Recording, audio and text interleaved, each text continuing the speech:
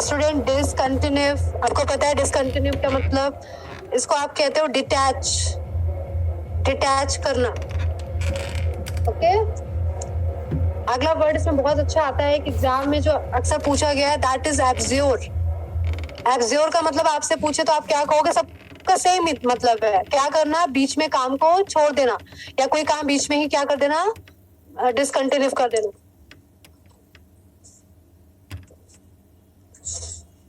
एक और वर्ड आप लिख सकते हो, सैग्रीगेट। सैग्रीगेट स्टूडेंट, यही सबसे अच्छा तरीका होता है कि एक साथ कई सारे वर्ड्स की तैयारी आप करो, जैसे रेलिंक्विश हो गया, abandon, discard, discontinue, detach, abjure, सैग्रीगेट। सबका क्या मतलब होगा? बीच में किसी काम को छोड़ देना। नाउ हमारा जो अगला वर्ड है दैट इज डिस्ट्रॉट।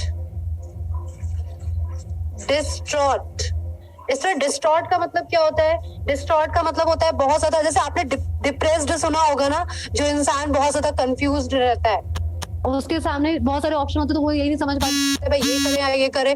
तो जो इंसान कंफ्यूज होगा वो बहुत ज्यादा डिसअपॉइंटेड रहता है ना यार, आप देखोगे तो उसको लगेगा ये बहुत उदास सा है, बहुत मायूस है, तो दैट इज कॉल्ड डिस्ट्रॉट। क्या लिखोगे इसकी हिंदी? बहुत ज्यादा मायूस होना, बहुत ज्यादा हताश होना, दुखी होना। ठीक है, क्या होगा स्टूडेंट इसकी और वर्ड्स क्या बनते हैं? डिस्ट्रेस्ड, डिस्ट्रेस्ड, डिस्ट्रेस्ड होना, कंफ्यूज्ड होना। सबसे अच्छा वर्ड आप कंफ्यूज देके समझ जाओगे इसका क्या मतलब होता है, कंफ्यूज्ड। या फिर आप कह सकते हो ओवररॉट। ओवररॉट का मतलब क्या होता है? इसमें ओवररॉट का सेम मतलब होता है। ओवररॉट मींस बहुत ज्यादा डिसअपॉइंटेड होना, परेशान होना। और भी वर्ड्स हैं, एक वर्ड है स्टूडेंट, ये बड़ा अच्छा वर्ड है, परप्लेक्स्ड। परप्लेक्स्ड का मतलब सेम मतलब है, मतलब तो सेम ही है क्योंकि हम उसके सिनोनिम्स लिख रहे हैं। परप्लेक्स्ड का मतलब क्या होगा? दुखी होना, परेशान होना। एक और वर्ड आपको लिखोगे अबैश्ड। अबैश्ड, ठीक है। तो डिस्ट्रॉट के क्या मतलब हो गए? Distressed, confused, overwrought, perplexed and abashed. ठीक है, एक और वर्ड है इधर पे लिख लो, फ्लरीड। फ्लरीड है ना, फ्लरीड। तो ये 3 वर्ड्स हो गए, मैं ऊपर का हटा दे रही हूँ, आपने लिख ही लिया होगा ऊपर के words. Okay, now number 4। What is number 4 word is? That is, आप कह सकते हो जो हमें कहते हैं ना officious. That is officious. Officious student, officious का मतलब क्या होता है? एफिशियस का मतलब होता है बहुत ज्यादा पावरफुल। अब ऐसा कोई नहीं जो पावरफुल का मतलब नहीं जानता, शक्तिशाली। कहते हैं ना भाई ये चीज बहुत ज्यादा एफिशियस है, मतलब बहुत ज्यादा कैसी है? पावरफुल है। आप कह सकते हो इफेक्टिव। जैसे अभी कोरोना वायरस पे कोई अगर वैक्सीन आती है वो बहुत ज्यादा वर्क करती है, तो आप क्या कह सकते हो? This vaccine is very efficient on the corona virus. मैंने भाई बहुत ताजा ताजा एग्जांपल ले लिया ताकि आपको बहुत अच्छे से समझ में आ जाए कि भाई ये जो वैक्सीन है वो क्या है, इस कोरोना पे बहुत ज्यादा कारगर है, बहुत ज्यादा काम कर रही है। तो this vaccine is very efficient on the virus. ठीक है, एक और वर्ड आप लिख सकते हो, दैट इज इम्प्रेसिव। इम्प्रेसिव भी तो होता है ना, जो चीज बहुत ज्यादा इम्प्रेसिव हो, बहुत ज्यादा असरदार हो। ठीक है, नाउ हम आगे अपना वर्ड देखते हैं, अगला और आज का लास्ट वर्ड, नंबर 5। नंबर 5 में आप लोग नोट डाउन करो, दैट इज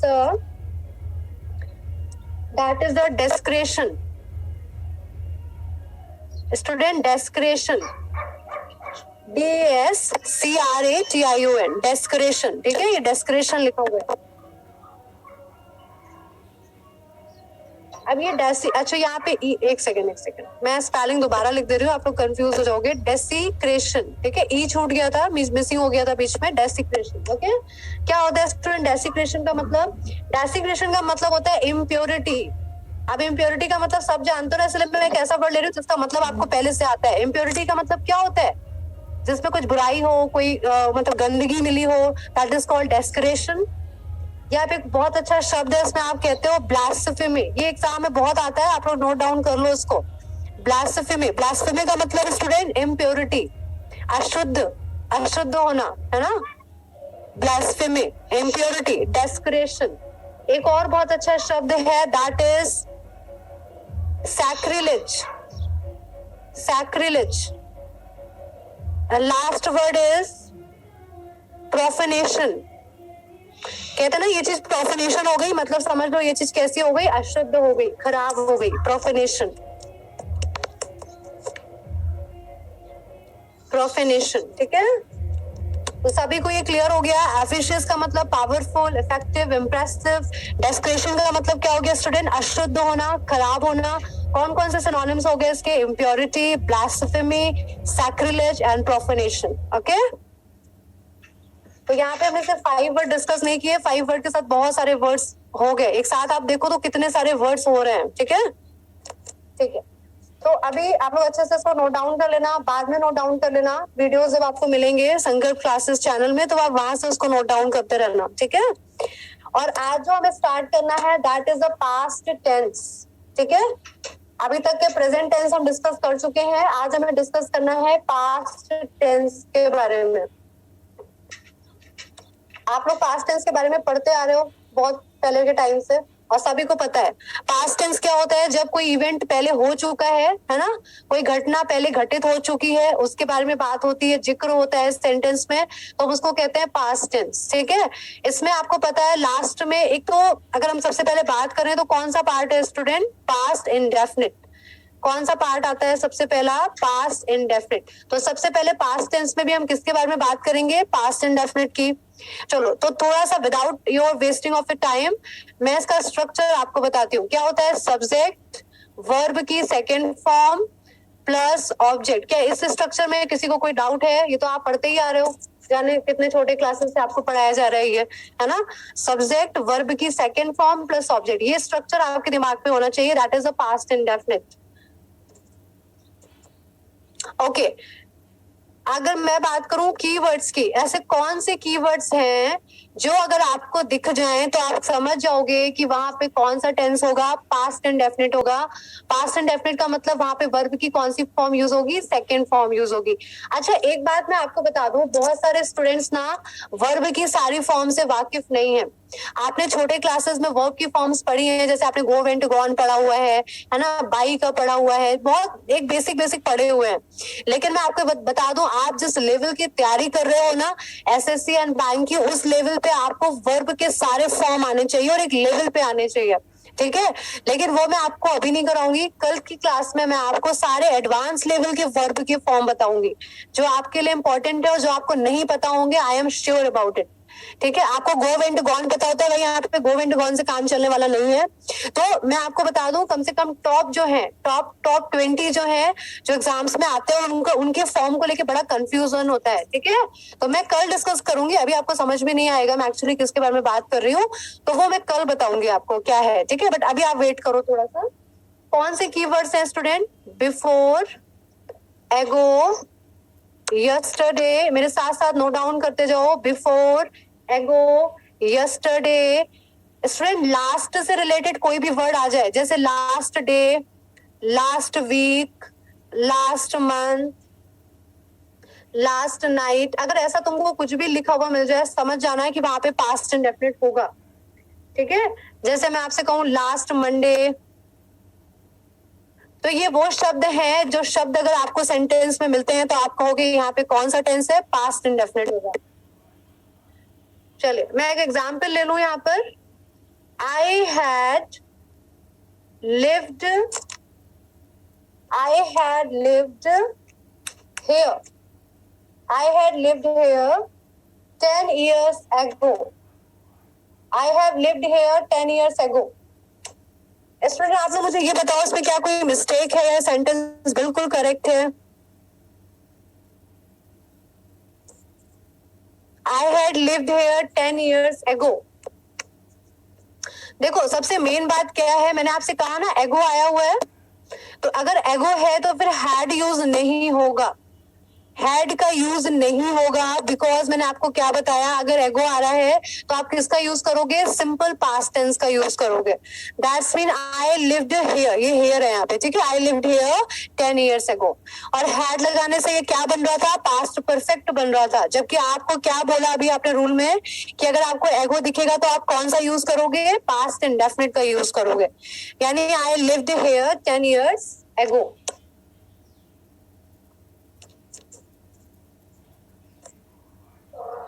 ओके और एग्जाम्पल लेते हैं इसके, ताकि आपको और क्लैरिफाई हो। आप लोग साथ में लिखते जाना, ताकि मैं अगर हटा दूं तो आपके सामने रहे रूल्स। मैं आपसे कहूं I met her in the market yesterday. आप देखो क्या हमारा कीवर्ड आया है, यस्टरडे यहाँ पे यूज हो रहा है। तो मैंने आपको क्या बताया, अगर यस्टरडे आएगा तो पास्ट इंडेफिनिट का यूज होगा। तो यहाँ पे आप देखो, यहाँ पे क्या लगा हुआ है, मेट लिखा हुआ है। सो आप मुझे बताओ, अगर यहाँ पे मेट का यूज हो रहा है तो ये क्या है, आपको पता है ना, मीट की सेकेंड फॉर्म है ये। मीट की सेकेंड फॉर्म क्या होती है स्टूडेंट, मेट। तो अगर यहाँ पे मेट लगा हुआ है, दैट्स मीन यहाँ पे वर्ब की सेकेंड फॉर्म का यूज हो रहा है। तो ये बिल्कुल सही है। I met her in the market yesterday.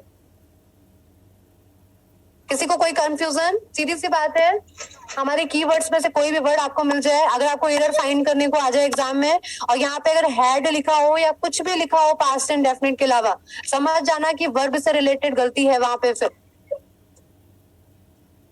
एक और sentence, we go to Shimla last year. We go to Shimla last year. आप मुझे बताओ यहाँ पे कोई गलती है? बिल्कुल गलती है, क्योंकि लास्ट ईयर लिखा हुआ है ना, लास्ट आ गया। मैंने आपसे कहा था लास्ट से रिलेटेड कोई भी वर्ड आ जाए तो फिर गो यूज नहीं होगा, क्या यूज होगा, वेंट आएगा, यानी सेकंड फॉर्म आएगी। सीधी सी बात है ना। क्या होती है गो की second form, went. We went to Shimla last year, यहाँ पे गो का यूज नहीं होगा।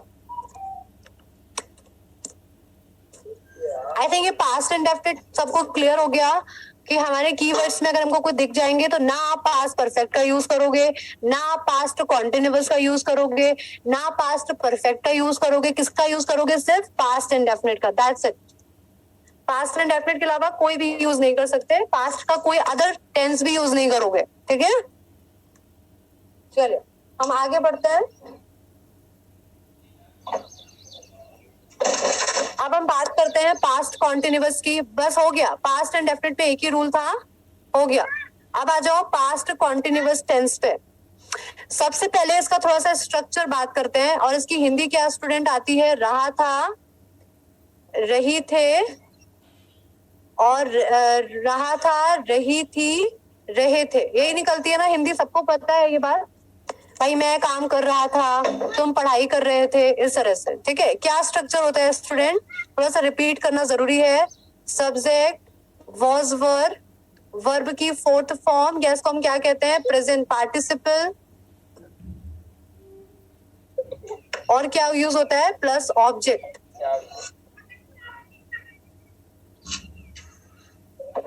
आई थिंक अभी सबको ये क्लियर है, ये स्ट्रक्चर सब पढ़ चुके हो। एक बार जल्दी से लिखना है लेकिन कॉपी पे, ताकि ये रिपीट हो जाए, रिवाइज हो जाए। सब्जेक्ट, वाज, वर, वर्ब की fourth form and plus object.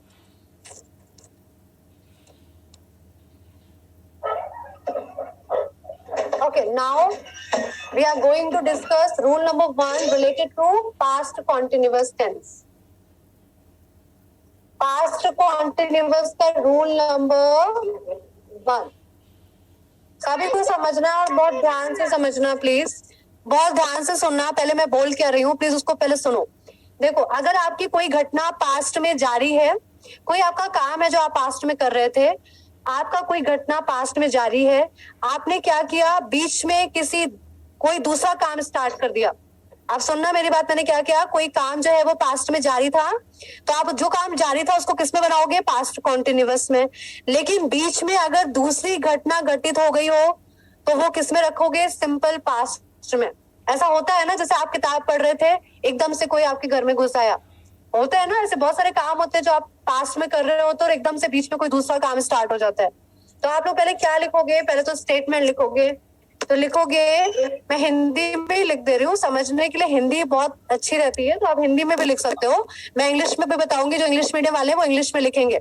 आप क्या लिखोगे, जब कोई घटना पास्ट में जारी हो, जब कोई घटना पास्ट में क्या हो, जारी हो, तो उसको आप किस में बनाओगे, तो उसको पास्ट कॉन्टिन्यूअस में बनाओगे। इसमें तो कोई डाउट ही नहीं, क्योंकि काम जारी है और पास्ट में जारी है तो पास्ट कॉन्टिन्यूअस में बनेगा, पास्ट कॉन्टिन्यूअस में बनेगा।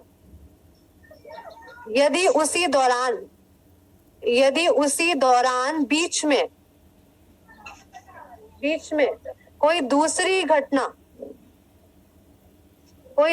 घटना घटित हुई तो वो किस में बनेगी, सिंपल पास्ट में बनेगी। पहले तो आप अच्छे से लिख लो ना, फिर मैं बताती हूँ बनेगी। अब मैं इसको इंग्लिश में भी बोल दे रही हूँ एक बार, जिनको जो इंग्लिश में लिखना चाहते हैं। The event which is continue in the past, then we use past continuous tense, and the work which is start in the middle during the first work, that sentence can be make in the simple past tense. जो काम during the first काम के बीच में शुरू हुआ है उसको किस में बनाओगे स्टूडेंट, सिंपल पास्ट टेंस में। Okay, the event which is continued in the past, we use past continuous, and the event which is a second event and which start in the middle of the first verb. So उसमें हम क्या use करेंगे, simple past tense का use करेंगे। अभी नहीं समझ में आएगा, मैं अब एग्जाम्पल लेती हूँ तो आपको ज्यादा समझ में आएगा, so don't worry about it, okay? चलिए तो एग्जाम्पल लेते हैं ना अभी एक, देखो, when I reached his home, he was reading a novel. Student क्या लिखा है, when I reached his home, जैसे ही मैं घर पहुंचा वो नॉवेल पढ़ रही थी। आप मुझे बताओ इसमें आपको क्या दिख रहा है, सबसे मेन बात जो मैंने आपको बताई, क्या उसकी सिमिलरिटी दिखाई दे रही है? बिल्कुल दिखाई दे रहा है ना। मैंने आपसे कहा जैसे ही वो घर पहुंचा, वो उस समय क्या कर रही थी, वो नॉवेल पढ़ रही थी। भाई आप पढ़ रहे थे नॉवेल और कोई अचानक से घर में घुसा, तो बताओ कौन सा काम पहले हुआ है और कौन सा बाद में, ये तो आप आइडेंटिफाई कर सकते हो ना। भाई नॉवेल पढ़ने वाला काम जारी था, ये घटना ऐसी है जो हो रही थी और आपका आना बीच में हुआ है और बाद में हुआ है। तो आप मुझे बताओ ये किसने बनाया है, देखो ये यूज हुआ है पास्ट कॉन्टिन्यूअस का, और ये सेंटेंस स्टूडेंट किसमें बना है, सिंपल पास्ट में। बताओ इसको क्या क्लैरिफाई नहीं हुआ, किसको क्लैरिफाई नहीं हो रहा है ये?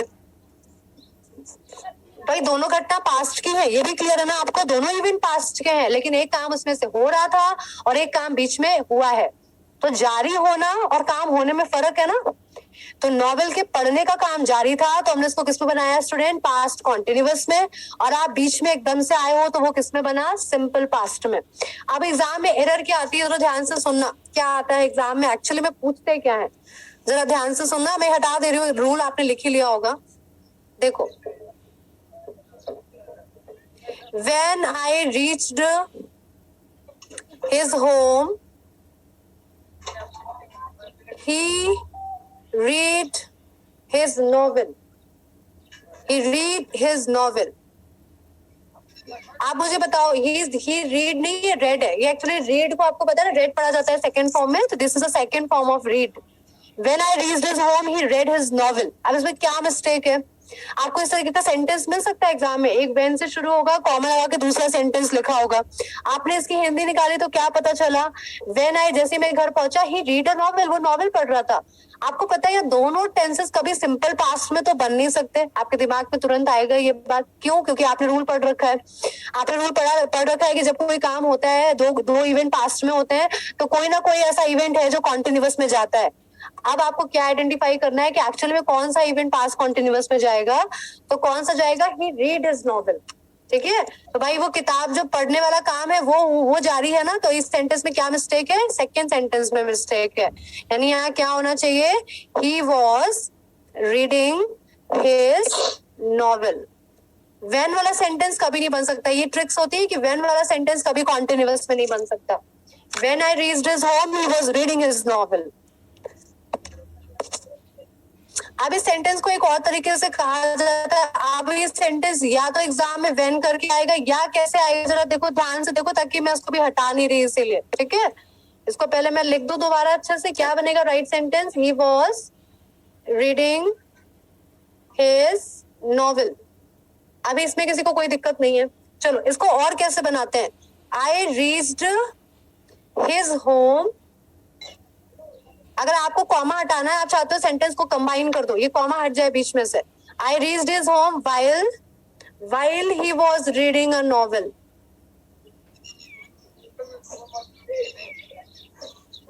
आपने क्या लगा दिया, while। स्टूडेंट मैं आपको बता दूं, दोनों सेंटेंसेस का मीनिंग सेम है। क्या फर्क आ जाता है, वहां पे when करके बना रहे हैं और अलग अलग कर रहे हैं। सेंटेंस अलग अलग क्यों हो रहा है, क्योंकि कॉमा लग रहा है। When I reached his home, he was reading his novel। दूसरा वाला जो स्ट्रक्चर है वो क्या कहता है, I reached his home while he was reading a novel। तो जब मैं घर पहुंचा तो while मतलब क्या होता है, while कब आता है, जब आप दिखाते हो उसके दौरान। वो क्या कर रहा था, नॉवेल पढ़ रहा था, ठीक है।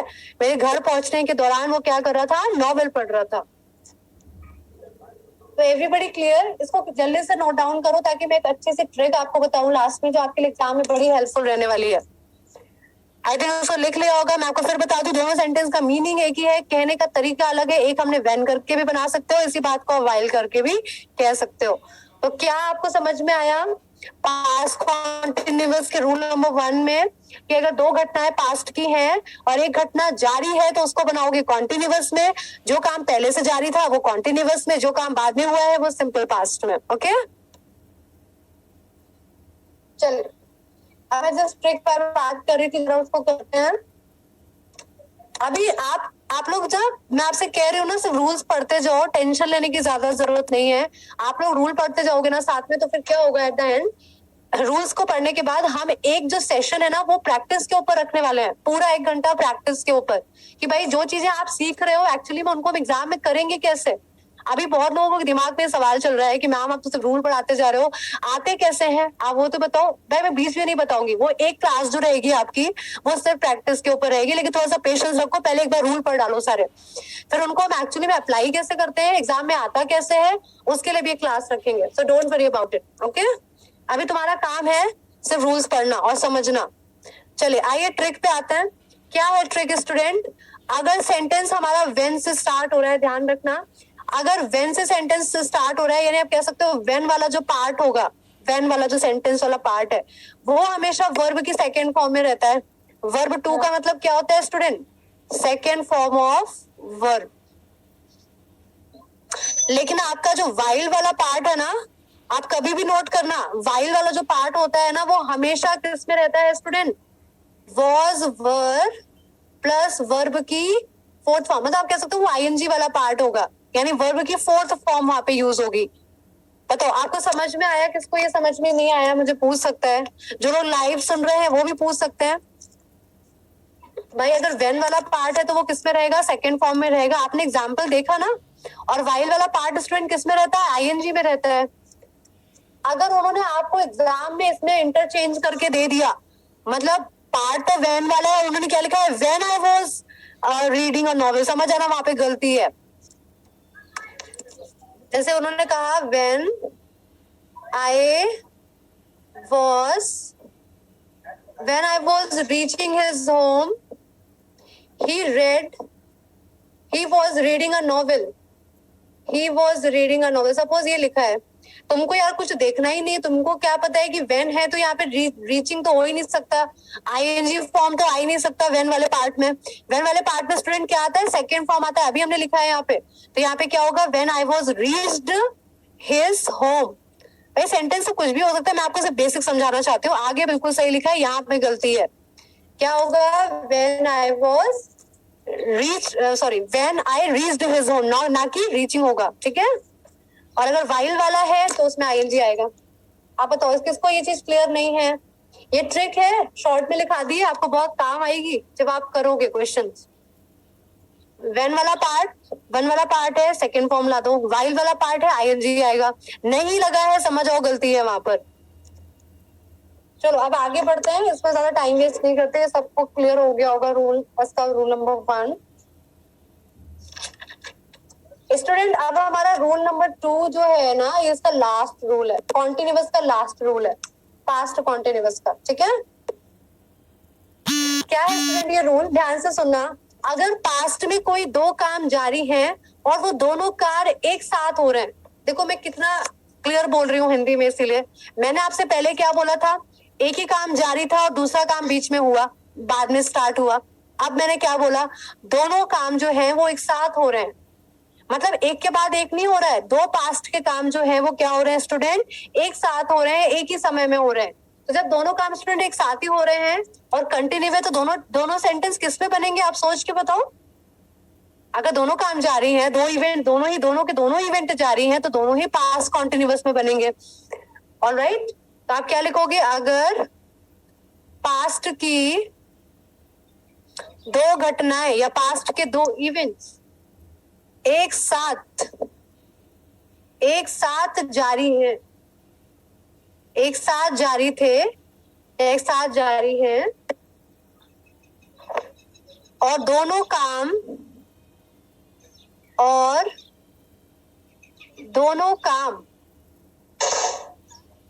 एक ही समय में हो रहे हैं।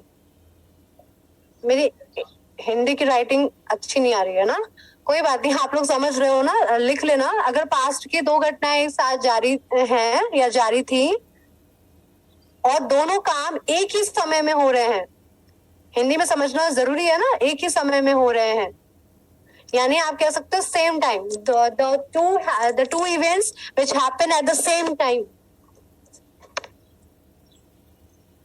पास्ट की घटना, दो ही घटनाएं के बारे में बात हो रही है, दो घटनाएं होनी चाहिए, दो इवेंट्स होने चाहिए, साथ में जारी होने चाहिए और एक साथ टाइम भी एक होना चाहिए, ठीक है स्टूडेंट। अब क्या करोगे, दोनों को किस में बनाओगे, आगे लिख लेना। तो दोनों हम किस में बनाएंगे, पास्ट कॉन्टिन्यूअस टेंस में बनाएंगे, दैट्स इट। चलो लिख लो आप लोग, फिर मैं आती हूँ उसके एग्जाम्पल पे, एग्जाम्पल से ज्यादा क्लैरिफाई होगा। ओके, तो नाउ अब इसका एग्जाम्पल देख लेते हैं। मैंने कहा she was cooking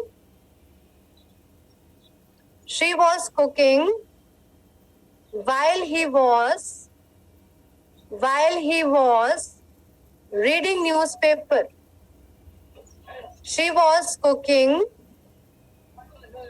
while he was reading a newspaper। अब आप मुझे बताओ स्टूडेंट, यहाँ पे क्या गलती है, या कुछ गलती है या ये सेंटेंस सही है। अगर आप इसको लॉजिकली समझोगे तो आपको सब समझ में आ जाएगा। मैंने क्या बोला अभी, अगर दो कोई घटनाएं पास्ट में हो रही हैं और दोनों काम एक साथ जारी हैं, तो उसको आप किस में बनाओगे स्टूडेंट, पास्ट कॉन्टिन्यूअस में। यानी यहाँ पे सिंपल पास्ट टेंस का यूज कहीं भी नहीं होगा, यहाँ पे कहीं पे भी